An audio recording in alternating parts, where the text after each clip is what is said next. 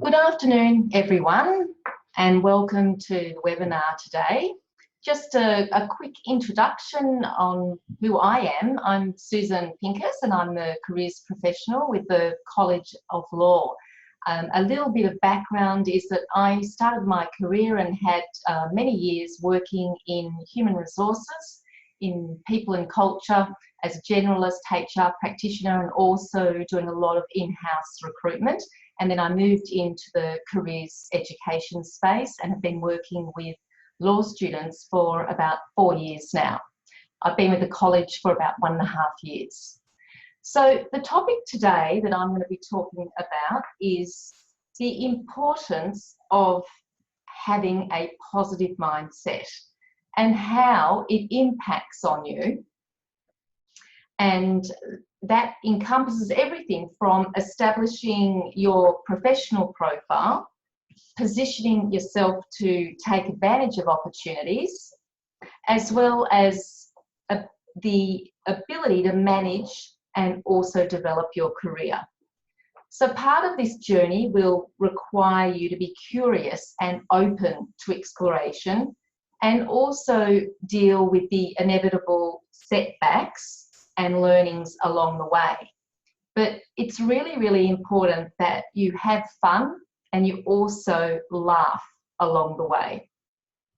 I hope that from the webinar today that you can take away a few ideas and insights from this webinar. And that will make me very happy, even if you just take away a couple of key insights. So just from a housekeeping point of view, the webinar is going to be recorded, and you will all automatically be emailed a copy of the recording. If you can ask your questions at the end of the session, that will be fantastic. And if I don't get a chance to answer all your questions, we will have a listing of those, and I will get back to you individually and respond to your question. So let's get started. So the session outline, I'm going to cover 4 key topics. Why we need to be self-aware. How do we go about developing this constructive growth mindset? How we can best position ourselves for opportunities, and how to bounce back after rejection and knockbacks when things don't go to plan. And as we all know, that is very common and part of the process. So I've got a picture up on the screen at the moment, and it is about how you drive your career. So in the centre of it, or actually even stepping back before that, so the important thing to remember here is that you are the driver of your career development and management. So it's not something that used to be done previously. It was probably more the focus was on the employer, and your manager used to drive your career in a way. Whereas now the onus is having you as the CEO of your career. So you're the one that is responsible for driving it and moving it in the direction that you're wanting it to go in. So there's been a shift very much from the traditional ladder and linear career path to a lattice model, where you've got flatter, leaner structures, and it is very common for people to move laterally, diagonally, down, as well as up.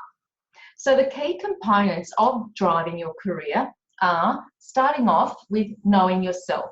So knowing what your strengths, your motivators, and your needs are. And I'll go into a little bit more detail about this, because this is very much where your mindset comes into play. And in actual fact, your mindset really aligns to each one of these elements. You need to continue to add value. So ask yourself, how will you add value in the future? How will you stay relevant, and how will you stay on people's radar? How do you go about building your brand? So what do you want to be known for? So what's your legacy, and how do you communicate that value? The importance of networking. It is incredibly critical and important that you start building connections with people very, very early. I would say from first year university. And networking is really what we call your relationship collateral. And then the last area is about adapting and growing. So this is about anticipating change, growing your skills and experience, and building resilience. And resilience is a word that you'll hear a lot about today as well. So I mentioned before about self-awareness and why it is really, really important to have a good understanding of yourself. And it is actually seen as being one of the critical first steps in the career development model. And that model is called DOTS. And the self-awareness, which is the S in the DOTS, is where it all begins. So if you want to be your best and you want to be operating in the zone, you're most productive, you're most effective and efficient, then you really need to have an understanding and a deeper sense of you. So this means actually asking yourself these questions, and they're very, very hard to do, and typically we don't like asking ourselves these questions. What am I good at? What comes naturally to me? What drives, what motivates me? So where do I naturally gravitate to? So there's a concept of this passion versus curiosity, and interestingly, I just read an article the other day and it talked about that maybe we don't even need to have passion, because not all of us have passion for a particular area, say even within law. It's maybe thinking about it as, where does my curiosity take me? So which areas of law do I naturally gravitate to? Where do I want to read as much as I can and find out about this topic? Who do I want to speak to? Who am I following? Etc. So think about, where is that curiosity? What are your values and how do they align to different areas of law? So obviously your values are going to be very, very different depending on what area of law you're thinking you'd like to go down. And what do you need from your work environment and colleagues to thrive? So this is very much around your needs, and often we forget about what our needs are. And the last question, which is really, really critical to the presentation today, is what is your mindset and how are you perceived? And what are some of those self-limiting beliefs that keep on getting in the way? So maybe at the end of the session, you'll be able to have a clearer understanding of what they are. So up at the moment, I've got the slide which looks at what are the most sought after skills that employers look for. And you'll see that there's a number of them, but there's two that I'm going to be really focusing more on today, and they're resilience and adaptability. So resilience and adaptability are inextricably interwoven, with resilience being defined as the psychological capacity to adapt to stressful circumstances and to bounce forward. I like to use forward rather than back, to bounce forward from adverse events. So a key part of resilience is actually being able to talk about failures and what you learned and what you are doing differently as a result. And interestingly enough, you'll often find that when you go for interviews, you'll get asked that question. So give us an example of when things didn't go to plan, when things actually went wrong. And this can be very, very powerful and impactful than trying to spin a weave that you're perfect. Adaptability, or we call it AQ now, is a measure of how skilled you are in making intentional change in an environment that is evolving at speed. And Harvard Business Review calls it your new competitive advantage. So this is all about how quickly you can adapt and you can thrive in a very fast changing environment.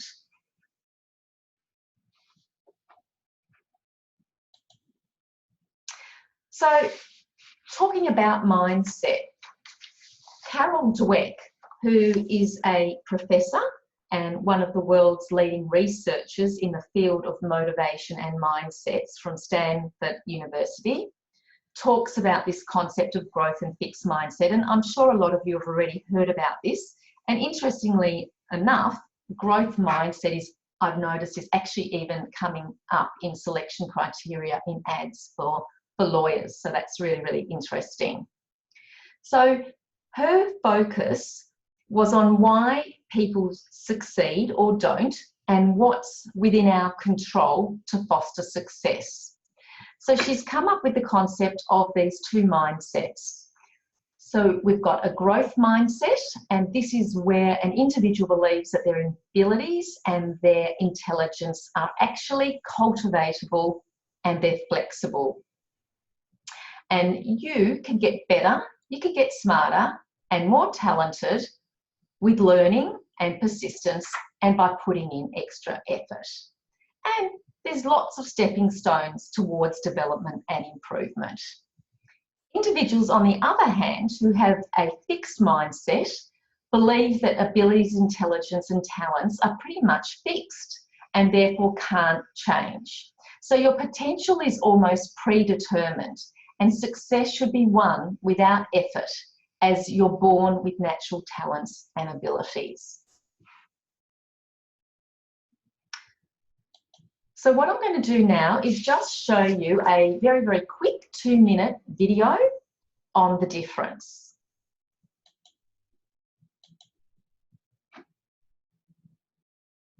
Professor Carol Dweck uses the term mindset to describe the way people think about ability and talent.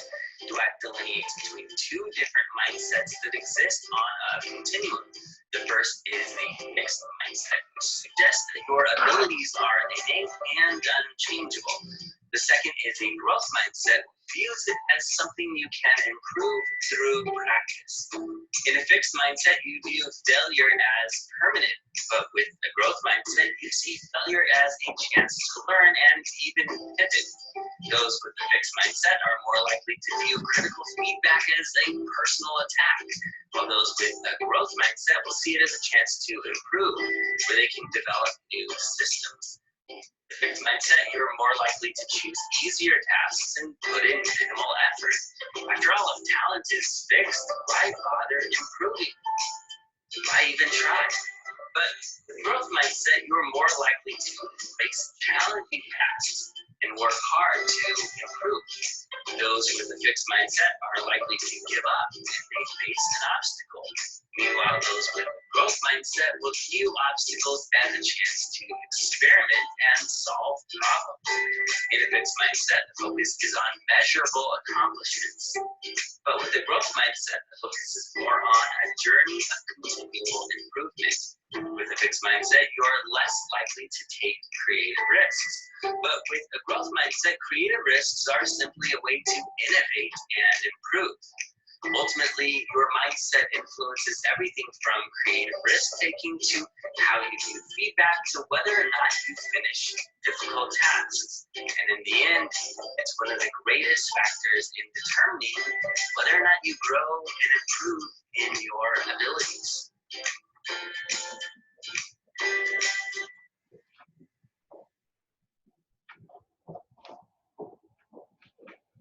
Okay, let me just get back here.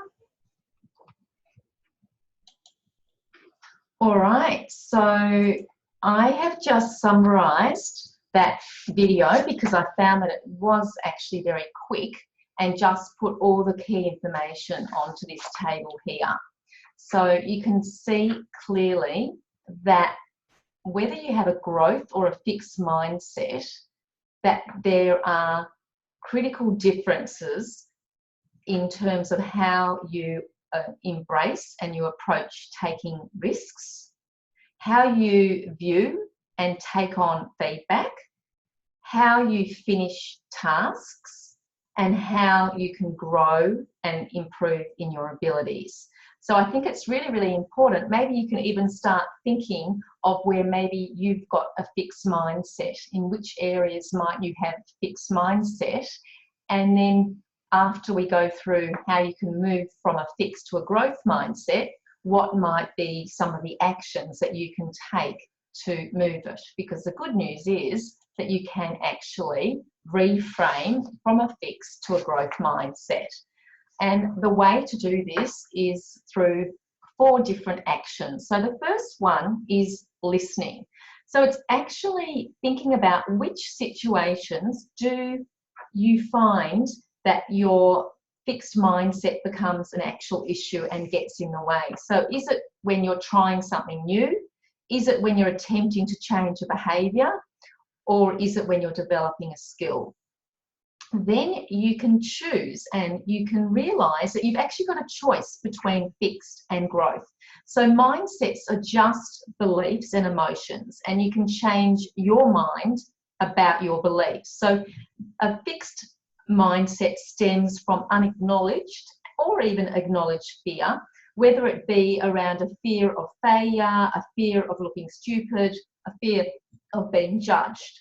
But fear is always what holds us back from reaching more of our potential. So if you can somehow welcome in the fear and remember that it's just an emotion, and if you can stay present with the fear, it will dissipate and therefore stop dominating your behaviour.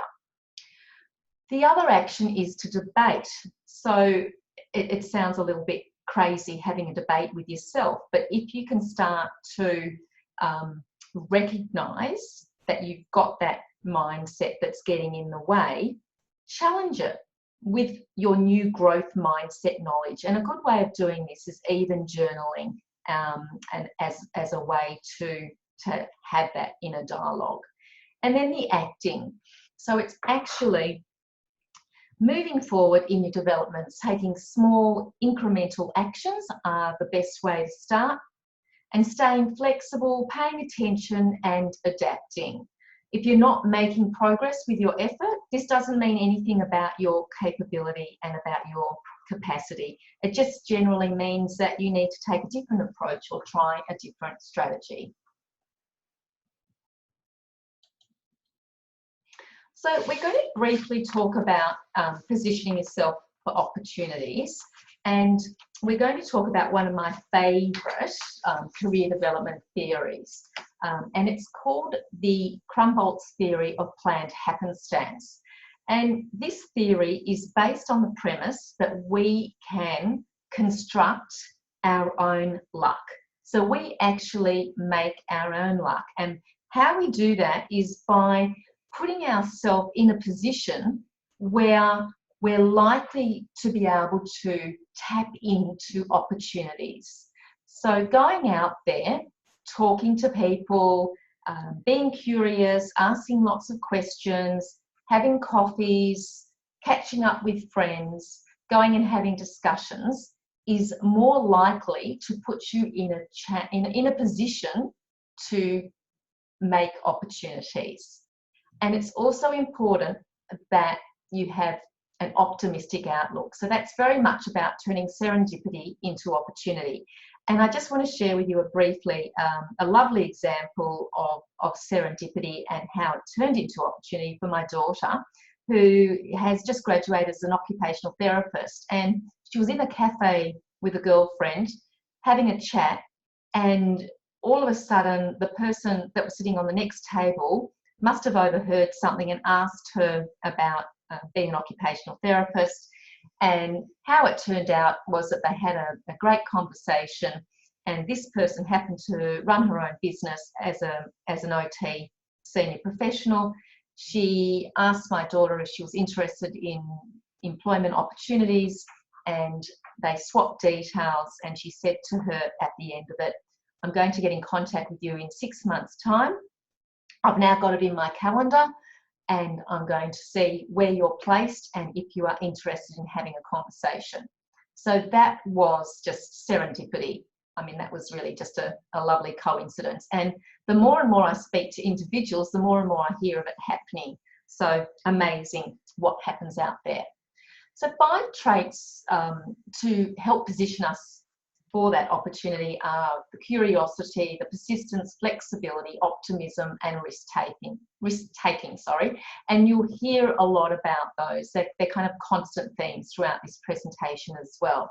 So what this is doing is it's reinforcing why it is important for all students, all individuals, to engage in lots of different activities, to be alert and aware of alternative opportunities, and also to see them as learning opportunities as well.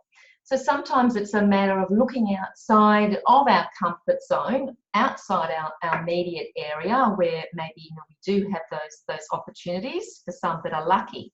But for others, it's about looking beyond those immediate opportunities and looking at your transferable experiences. So some of the ones that I think are kind of fantastic to think about are whether you're able to do volunteering work, and I know that's something very, very common for students to partake in, but even doing it interstate, doing it regionally, even going overseas at the end of the year, maybe going and doing some work there.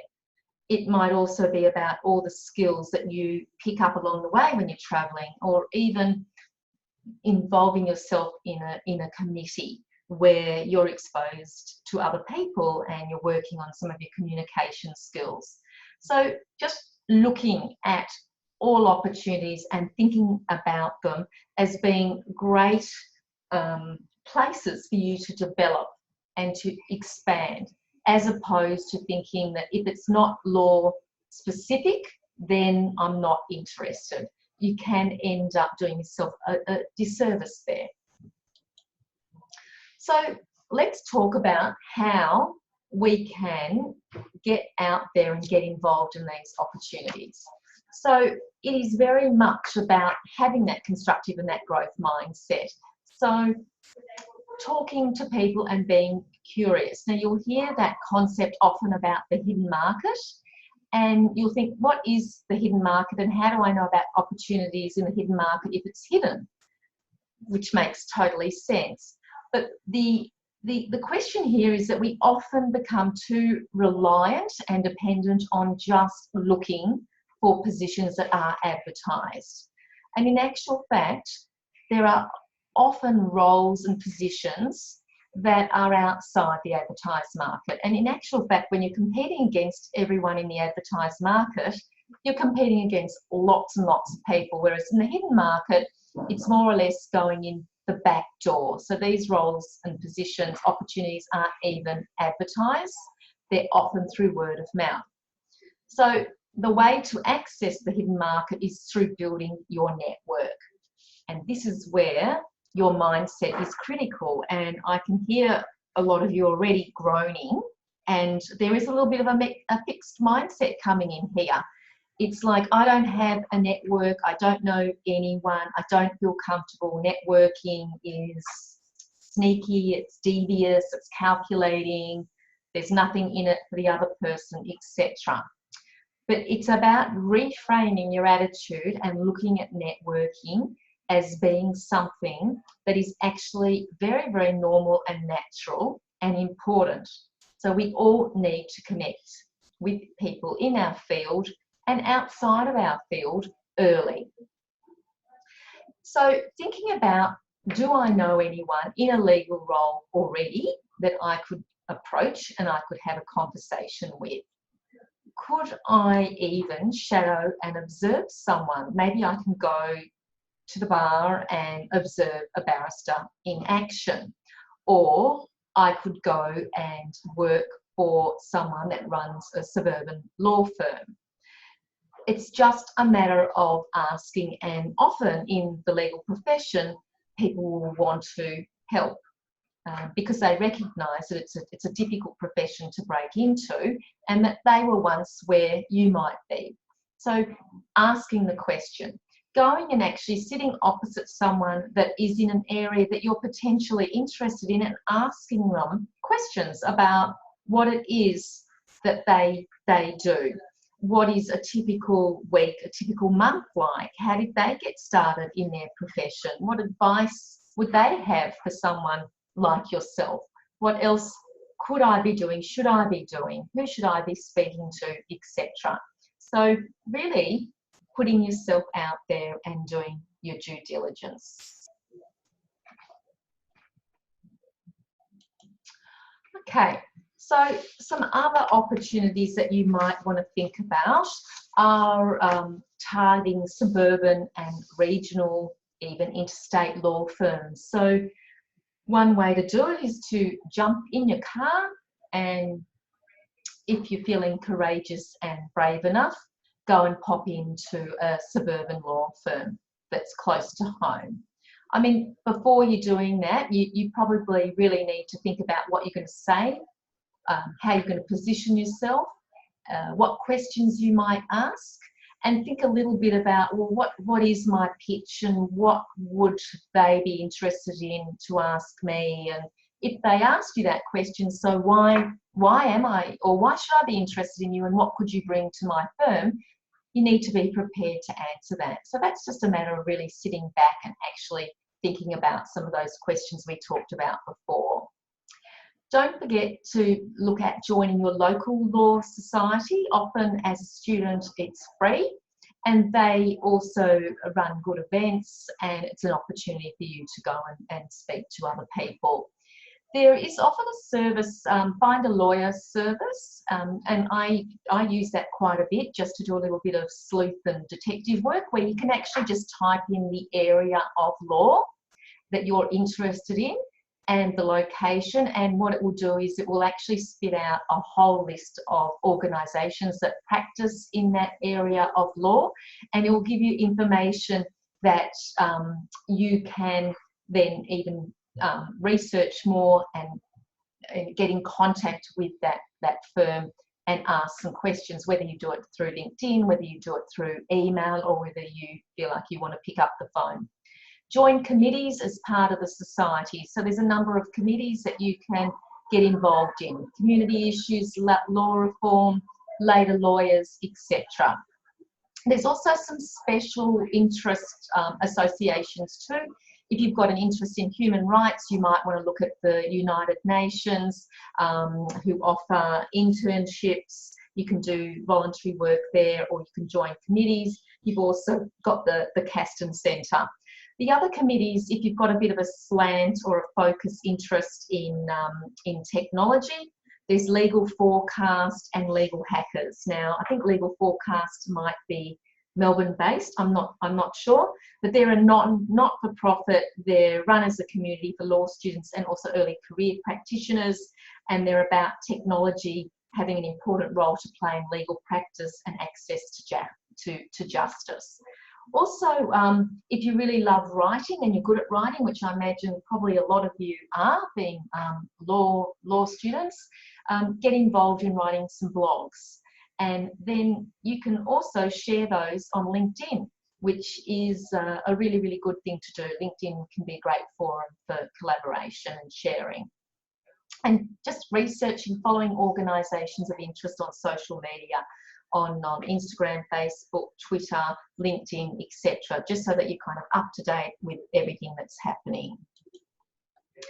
Volunteering opportunities, there is an abundance of volunteering opportunities. I know that they can be very, very competitive, and you wouldn't expect that being voluntary positions, but you do need to persist and be tenacious and resilient in finding those opportunities. So whether you're working with refugees, with women, with youth, with senior rights, Indigenous, there's a number of different areas to expose yourself and get experience in. And the other thing to think about to help position yourself and to really, really develop your career is to go out and try and look into finding a mentor. So if you're a law student, there are more opportunities to do this. So there are mentor programs specifically targeted at students. So whether you look at your local law society, typically I think the one in Victoria kicks off around April, and I don't know if that's just for students. I think it can be even for early practitioners, but go and see what's involved in becoming a mentee there. You've also got the Bar Association. Typically you can get in contact with the Bar and find out about opportunities to shadow and observe a barrister, even to go and have a coffee catch up. And then there's also women lawyers groups within the states as well, and they run mentoring programs as well. And even just through attending industry events, or even trying to facilitate your own mentor. I mean, the more mentors that you've got the better. Mentors are often like a really, really important in forging your career, and getting that insight and advice is really, really important from someone that knows what you've been through and knows what lies ahead, and the skills and the attributes, as well as the technical knowledge that you will need to succeed and move forward. Okay. So we're going to just talk a little bit now about how you can bounce forward after you receive a knockback. And that is probably like a common theme that students, when they come and see me, they often start the conversation with that they've been applying for like lots of jobs and they just can't get anywhere. And it's all about asking them questions around, well, how many positions are you actually applying for? So whether you're applying for only 3 or 4 positions is very, very different to if you're applying for 30 or for 100, which would be the worst case scenario. But I'd be, wanting to get an idea about the number of positions that they're applying for. Are they doing that through advertised search? Are they doing it through the hidden market? And also, what is happening? Are they getting to the interview stage? And if they're getting to the interview stage and they're not getting through that, what might be happening there? And part of this is to actually, if you can, to ask that question to the recruiter as part of having a growth mindset. What could I do better next time? Even if you ask for just one thing that you could do differently next time. So really coming from a growth perspective and framing it around, that's the feedback that I've received, so I now need to try a different tact, and I need to not get despondent and lock myself away, but move forward with this and try different strategies and talk about it. Even talk about it with someone that maybe there's something that's getting in the way. I mean, we know that it's a competitive market out there, but you still just need stacks and stacks of resilience and determination to get through. So there was a study conducted by a psychologist and professor called Angela Duckworth. And what she did was she asked the question, with talent and intelligence, IQ being equal, why do some individuals accomplish more than others? She conducted a number of studies across a whole lot of different contexts, and this was in the US. And the context included the military academy, they included national spelling bees, they included observing teachers starting out in the profession, as well as a number of private companies as well. So she asked this question, why do some individuals accomplish more than others? And interestingly, the answer was that the biggest contributing factor to success and achievement is actually not your IQ. It's not your social intelligence. It's not that you're good looking. It's not your physical health. It is actually what we call grit. So being naturally smart and talented, fantastic. That's really great. But to do truly well and thrive, you need grit and the ability to persevere. So she talks about this whole concept of grit, and grit, or not having enough grit, as getting in the way. So when we talk about grit, we're talking about your passion, your perseverance, your stamina to be in for the long haul and to have long-term goals. So grit is what keeps you going to stay the course and stick with it and not give up when it gets too hard. And we all know there's lots of times when it does get hard. So viewing life like a marathon rather than a quick sprint. So ask yourself, which mindset lends itself to having grit? Fixed or growth? And I don't think I need to say the answer to that one. You all know that it's growth. So I just did tell you the answer. Okay, so 5 characteristics of grit. So I was doing some research and I was typing in and I was thinking, okay, so yeah, I want to know, what does it mean? What are the nitty-gritty characteristics of this concept of grit? And I came across this fantastic article in Forbes, and it was called 5 Characteristics of Grit, How Many Do You Have? And it talks about the constancy of grit, and sometimes it's strong, sometimes it's weak, but it's the constancy of your tenacity, which is based on the degree to which you can access, ignite, and control it. So I'm going to just take you through the 5 characteristics.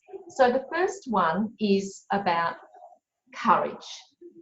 And it's about managing your fear of failure, which actually does have a medical term, and I don't know how to say it, but I think it's something like acrophobia, and actually embracing it as part of a process. So Eleanor Roosevelt, she said, do something that scares you every day. And we talk about courage as actually being like a muscle. It has to be exercised daily. And if you do, it will grow. If you ignore it, it will atrophy.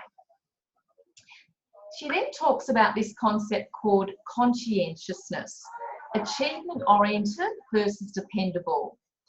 And this conscientious is actually the most closely associated attribute or characteristic with grit. So achievement-oriented individuals are one who work tirelessly, they try to do a good job, they complete the task at hand, and the dependable person is more someone that is self-controlled and typically more conventional. So achievement-oriented traits predict job proficiency and educational success far more than being dependable. So I think that the summary here is commit to go for the gold rather than just showing up for practice. So that's kind of a good motto to think about. It's also about having long-term goals and having lots of goals and following them through. So we talk about here, long-term goals provide the context and framework which help cultivate drive, passion, and stamina. So achievement is the product of talent and effort, and the endurance is a function of the intensity, direction, and duration of one's exertions towards a long-term goal. So really, really important to set goals. The last 2 characteristics of grit are resilience, and linked to resilience are these 3 concepts: optimism, confidence, and creativity. So it talks about resilience being the powering mechanism that lifts your head up, it propels you forward, and it helps you persevere despite the obstacles along the way. So resilience is a dynamic combination of optimism, creativity, and confidence, which together empower you to reappraise your situations and regulate your emotion. So it's very much the motto, everything will be all right in the end, and if it's not all right, it's not the end of the world. Life goes on.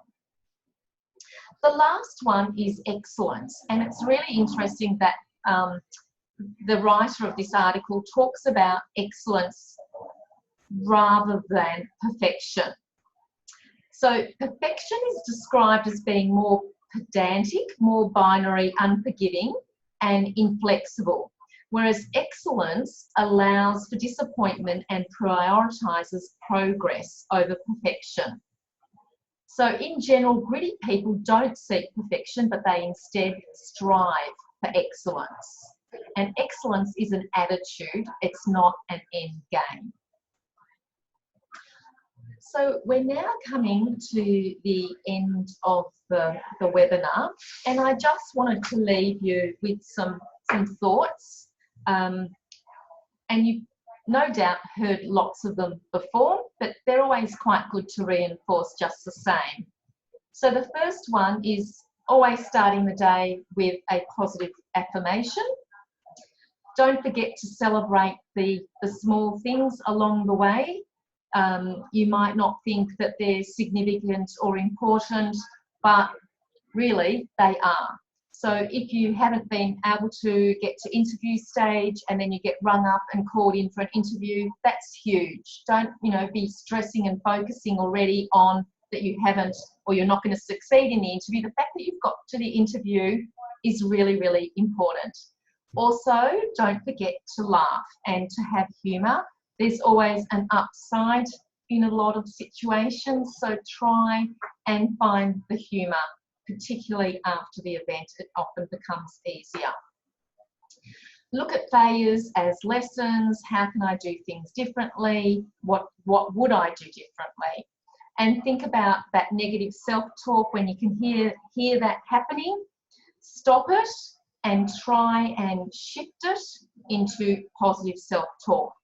And the last one, which is one of my favourites, is surround yourself with encouraging, positive, supportive and nurturing friends, mentors and peers. So there's a concept of find your marigold and not your walnut tree. And just a little sharing there, I read this fantastic article and they particularly talk about this for teachers when they're starting out. They say that marigolds are often a companion plant that are planted beside vegetable trees, and they make the vegetables grow big, strong, healthy, and the vegetables are actually protected and nurtured, encouraged by the marigolds. Whereas walnut trees are toxic, they can inhibit growth, wilt, and ultimately kill nearby vegetable plants. So think about who are your marigolds around you, the people that uplift you, support you, make you feel nourished, and who are the walnut trees that are maybe not having your best interests at heart and could be actually working against you. So just some food for thought. And that brings me to the end of our presentation. So if you've got any questions, feel free to fire away.